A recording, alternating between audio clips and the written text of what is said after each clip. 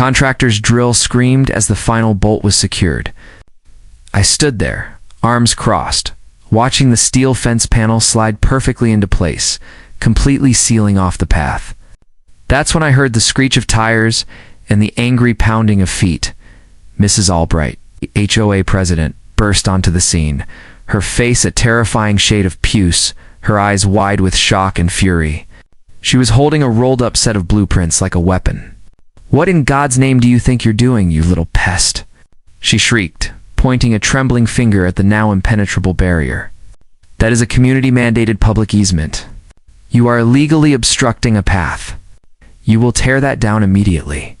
I just stared at her, then glanced at the deed in my own pocket, and looked back at the hundreds of feet of chain link that now made my property absolutely secure. And that's when everything went wrong. Before I tell you what happened next, drop a comment. What would you do if this happened to you? And subscribe to HOA Files. My name is David, and I'm a private person. I value my space, my quiet, and most importantly, my privacy. That's why 3 years ago I bought this place, a lovely secluded property on the very edge of the newly developed Whispering Pines Estates. My land is a little different than the rest. It's a narrow, elongated lot that borders a dense, undeveloped forest, which I loved. It gave me this incredible sense of being miles away from suburbia. Even though I was technically surrounded by it, when I bought the house, there was a small, dusty walking trail that ran along the extreme back boundary of my property. It was maybe 4 feet wide, and it looked like it hadn't been used in years. To protect my privacy and keep my dog, a boisterous golden retriever named Gus, safely contained, one of the first things I did was install a 7-foot tall, heavy-duty chain-link fence around my entire yard. And yes, that fence ran right across that old, overgrown trail at the 2 points where it entered and exited my land. I put in a sturdy locked gate at the back, just in case. But it was clear to anyone with eyes that this was private property. For 2 years, it was paradise. Just Gus, me, and the forest. Then the inevitable happened. The HOA became aware of my existence. My first official communication was a bizarrely specific letter from the Whispering Pines Estates Board. It wasn't about grass length or paint color. It was about the gate. The letter claimed my back gate was in violation of community guidelines because it obstructed a designated public access easement. They demanded I remove the lock and keep the gate unlocked during daylight community hours. I rolled my eyes. A public easement? On my private property? I called the HOA office, speaking to the administrative assistant. I explained, very patiently, that the land was mine, the fence was mine, and the gate was certainly not going anywhere. I offered to send them a copy of my survey and deed. The assistant said she'd pass the message along. I figured that was that. It was not. A week later, I got a second letter, this one even more aggressive. It's bold lettering and threatening language about fines and legal action. It was signed by Mrs. Albright. The HOA president?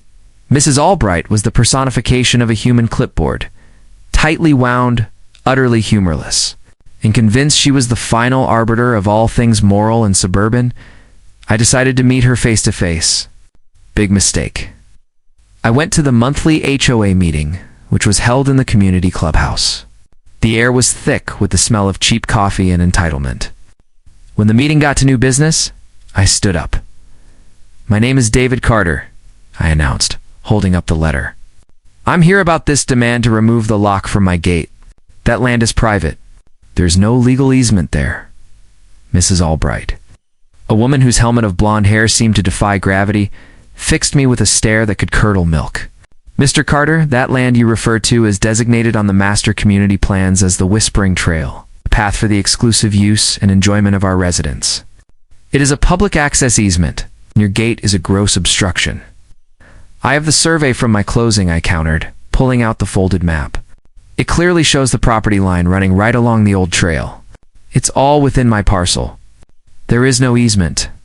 Mrs. Albright leaned forward, her voice dripping with condescension. "The master plans, Mr. Carter, supersede your little survey. The developer dedicated that path to the community. You are simply misinformed." "Misinformed?" I laughed. A sharp, incredulous sound. I own the dirt. If there's an easement, it has to be on the deed. She waved a dismissive hand. It's an implied easement. For years, people used that path, and that's enough for us. You will unlock that gate within 48 hours, or the fines will begin. $100 a day, starting Monday. And with that, she slammed her gavel down. A gesture that was both dramatic and terrifying. I walked out feeling a mixture of absolute fury and creeping fear. eBay a day! That could add up fast. They were trying to bleed me dry. I had to know for sure. I hired a real estate attorney. I paid for a new official boundary survey. The surveyor came out, spent a day taking measurements, and then handed me the new map. My heart was pounding as I looked at it. The property line was exactly where I thought it was. The entire path was 100% on my land. There was no easement, no setback, nothing. The HOA was lying. It was a bluff, an expensive high-stakes bluff. I felt a surge of vindication. I had the legal high ground. My lawyer sent a sharply worded CSA endesis letter to the HOA, complete with the new survey and a threat of a lawsuit for slander of title and harassment. For a beautiful, quiet week, the phone didn't ring. I thought I had one. My relief was palpable.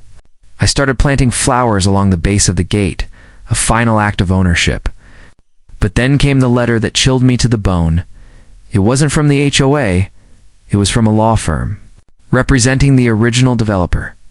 The letter stated that while the HOA might have been incorrect about the easement, there was an even more troubling issue.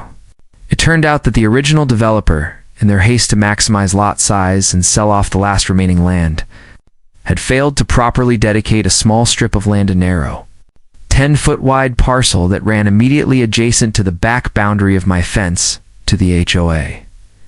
That little strip, which abutted the forest and effectively connected the Whispering Trail segments outside my property, was still owned by the now-defunct Development LLC, but was slated to be sold to a Public Parks Commission for a future greenway. The letter finished with the kicker. Therefore, in order to facilitate the sale and the future establishment of the public greenway, we are giving you notice that your fence, which encroaches onto this undeveloped adjacent parcel by approximately 1 foot at its maximum point, must be relocated at your expense within the next 30 days.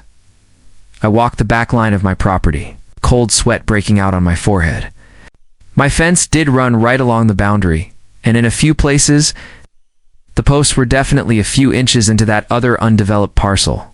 It was a technicality, but it was a major turning point. The HOA had failed, but the developer's lawyers found a way to win. They couldn't force me to unlock my gate, but they could force me to move my entire fence. A massive, expensive undertaking. They had essentially said, "You won't share? Fine. We'll force you to move, and then we'll make a real public trail right next to you. And your entire fence line will become the community path." I felt like I was losing control. The thought of that peaceful little strip of land turning into a busy public thoroughfare, with hikers peering over my fence all day, was unbearable. That night I couldn't sleep.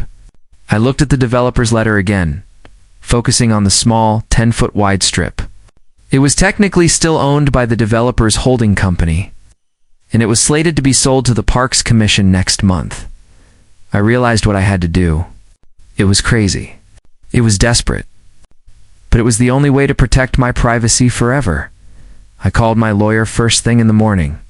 "What is the legal status of that 10-foot strip of land behind me?" "It's owned by the LLC, but it's not on the market yet. They're waiting for the Parks Commission to finalize the paperwork," he said. "Can I buy it?" I asked. He paused. "Legally? Yes, but the LLC probably won't sell it to you. They want the greenway. It's a PR move. Call them," I commanded. "Tell them I'll offer them twice the appraised value for that 10-foot strip. Cash, no contingencies. I want to close in 72 hours.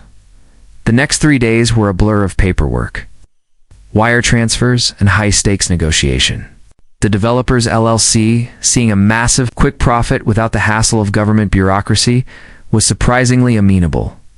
They didn't care about the HOA or the greenway. They cared about money. On a Friday afternoon, I stood in the title company office. I signed the last document. The small, 10-foot strip of land that was supposed to become the HOA's public path. The parcel they were going to use to force me to move my fence was now legally mine. I owned the entirety of the path, plus an extra 10 feet of buffer zone, all the way to the forest. I didn't tell anyone. I kept my security tight. I hired a fence contractor immediately. Not to move my old fence, but to build a new fence. A permanent, solid, 6-foot-tall steel fence running the length of my new back boundary, 10 feet behind the old fence, completely enclosing the entire area. The contractor started work on Monday morning. The original HOA path, the Whispering Trail, and the entire 10-foot buffer zone were now firmly inside my newly expanded property line. The work was loud, fast, and highly visible. It was impossible to miss. And that's when Mrs. Albright finally showed up. The contractor's drill screamed as the final bolt was secured. I stood there, arms crossed, watching the steel fence panel slide perfectly into place, completely sealing off the path. That's when I heard the screech of tires and the angry pounding of feet. Mrs. Albright. The HOA president burst onto the scene, her face a terrifying shade of puce, her eyes wide with shock and fury. She was holding a rolled-up set of blueprints like a weapon. "What in God's name do you think you're doing, you little pest?" she shrieked, pointing a trembling finger at the now impenetrable barrier. "That is a community-mandated public easement. You are illegally obstructing a path. You will tear that down immediately." I just stared at her, then glanced at the deed in my own pocket, and then looked back at the hundreds of feet of chain link that now made my property absolutely secure. And that's when everything went wrong. She stomped closer to me, absolutely incandescent with rage, her voice cracking. "I'm calling the police. You are facing major criminal charges for destruction of community property. That fence comes down now." I pulled the deed from my pocket, a folded piece of thick official paper, and held it out to her. My voice was calm, a stark contrast to her hysteria. "Mrs. Albright, before you call the police, might want to look at this." She snatched the document, her eyes frantically scanning the bold legal language and the plat map attached. I watched the realization dawn on her face, a slow, agonizing process that was pure, unadulterated vindication for me. She saw the date of the sale, the description of the parcel. The 10-foot strip of land she thought was going to be the new public greenway. The strip they were going to use to force me to move my fence was now mine. "You." Double quotes, she stammered, her voice barely a whisper. "You bought the developer's land? You can't do that. That was going to be the public path. It was dedicated." "No, it wasn't dedicated, Mrs. Albright," I said, a cold, satisfied smile touching my lips. "Your own law firm's letter stated it was still owned by the LLC. It wasn't dedicated until the sale to the Parks Commission was complete. A sale that never happened. Because I bought it," I paused, letting the full weight of the truth settle on her. "You claimed the old path on my original property was an easement and were willing to fine me $100 a day. Then your lawyers tried to force me to move my fence to clear the way for a new public path right next door. Well, I solved both problems for you. Legally and permanently private property. And I'm building a nice, solid steel fence around it." Her face went from puce to ashen. The strength seemed to drain out of her body, and she leaned against the newly installed fence post for support. This is not over," she managed, but the threat was hollow. "It is over." "Mrs. Albright," I corrected her, my voice final. "The harassment stops now. You have no path. You have no legal claim to my land, or the land adjacent to it. You have nothing." The HOA's defeat was total. The residents who had been looking forward to their new public greenway were furious. But their anger was directed entirely at Mrs. Albright and the HOA board for their mismanagement and hubris. She had been so consumed by the petty fight over my gate that she had completely missed the opportunity to secure the real path when the developer offered it. The legal fight over my original fence was instantly moot, and the threat of the new path was gone forever. Mrs. Albright resigned from the board a week later, citing personal health issues. My old fence came down, and the new, magnificent steel barrier became the permanent border of my newly expanded, utterly private backyard. That once disputed public path is now a quiet, flower-lined buffer zone. What a strange journey. I went from a private citizen trying to defend a small, locked gate to a landowner who had to buy a second parcel of land just to secure my peace.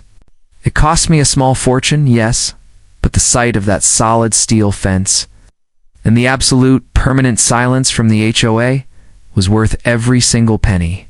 It taught me that sometimes, to win against a truly unreasonable bully, you have to hit them with a surprise maneuver they could never see coming. And that freedom, true privacy, is priceless. Though I did see a very nice-looking woman taking pictures of my newly paved driveway last week, I'm sure the fight for quiet is never truly over.